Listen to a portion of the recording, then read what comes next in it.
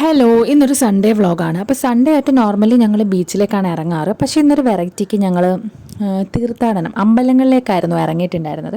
അപ്പോൾ ഇത് തൊട്ടടുത്ത് തന്നെയുള്ളൊരു അമ്പലമാണ്. ആദ്യം ഈ അമ്പലത്തിലായിരുന്നു പോയിട്ടുണ്ടായിരുന്നത്. നല്ല അടിപൊളി വൈബാണ് ഈ അമ്പലത്തിൽ നമുക്ക് പോകാൻ.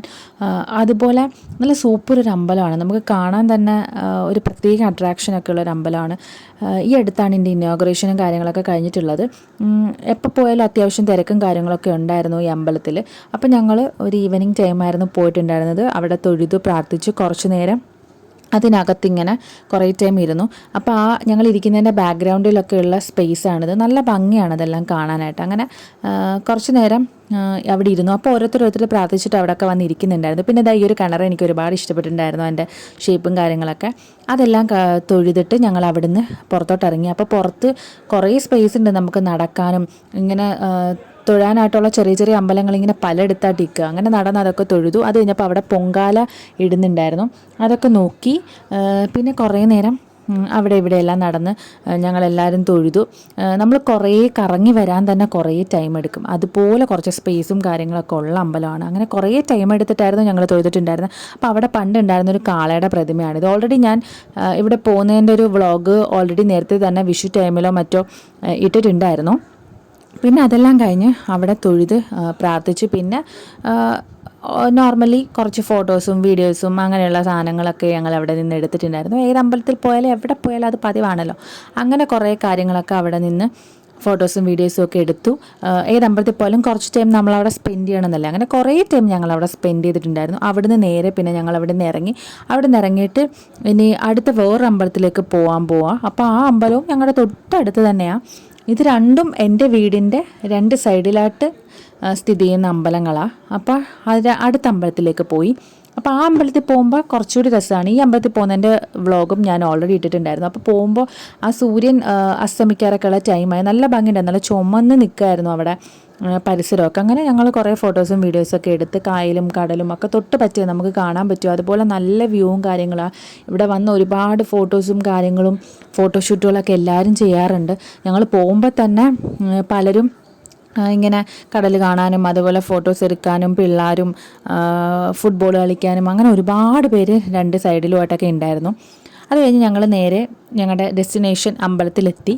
അവിടെ ചെന്നപ്പോൾ നല്ല തിരക്കുണ്ടായിരുന്നു. സൺഡേ ആയിരുന്നു. അത് മാത്രമല്ല ഓൾറെഡി ഈ അമ്പലം അത്യാവശ്യം നല്ല പോപ്പുലറായിട്ടുള്ള അമ്പലമാണ്. മണി കെട്ടുന്ന അമ്പലം എന്നൊക്കെ പറയുമ്പോൾ അത് അത്യാവശ്യം പോപ്പുലറായിട്ടുള്ള അമ്പലം. അതുകൊണ്ട് തന്നെ ഏത് സമയത്തും ഈ അമ്പലത്തിൽ ആളുകളുണ്ടാവും, തിരക്കുണ്ടാവും. പ്രത്യേകിച്ച് ചില ദിവസങ്ങളിൽ സ്പെഷ്യൽ ഡേയ്സ് അതുപോലെ സൺഡേയ്സ് ഒന്നും നമുക്ക് അടുക്കാൻ പറ്റത്തില്ല, അതുപോലെ തിരക്കുണ്ട്.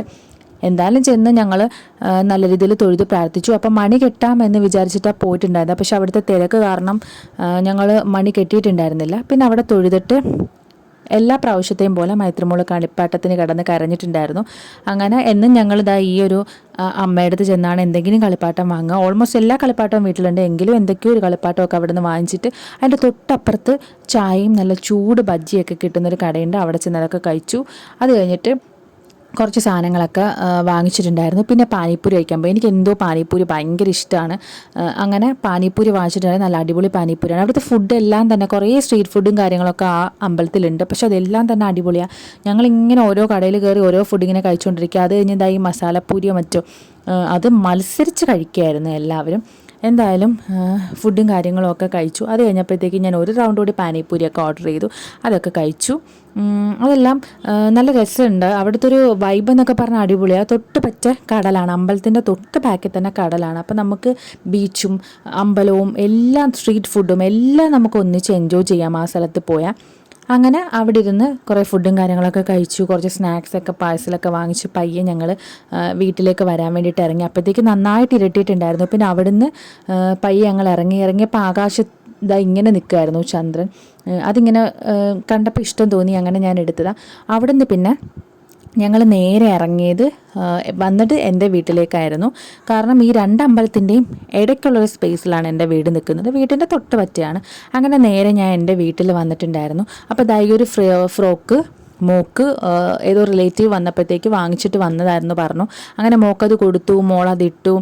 ആൾ പുതിയ ഡ്രസ്സൊക്കെ ഇട്ടതിന് തുള്ളിച്ചാടിയൊക്കെ നടക്കുമായിരുന്നു. അപ്പോൾ കുഞ്ഞാവ ഉണ്ടായിരുന്നു, സിസ്റ്റർ ഉണ്ടായിരുന്നു, സിസ്റ്ററിൻ്റെ ഹസ്ബൻഡും ഒക്കെ അവിടെ ഉണ്ടായിരുന്നു. അങ്ങനെ കുറച്ച് നേരം അവിടെ സ്പെൻഡ് ചെയ്ത് കുറച്ച് ലേറ്റായിട്ടായിരുന്നു ഞങ്ങൾ വീട്ടിലേക്ക് പോയത്.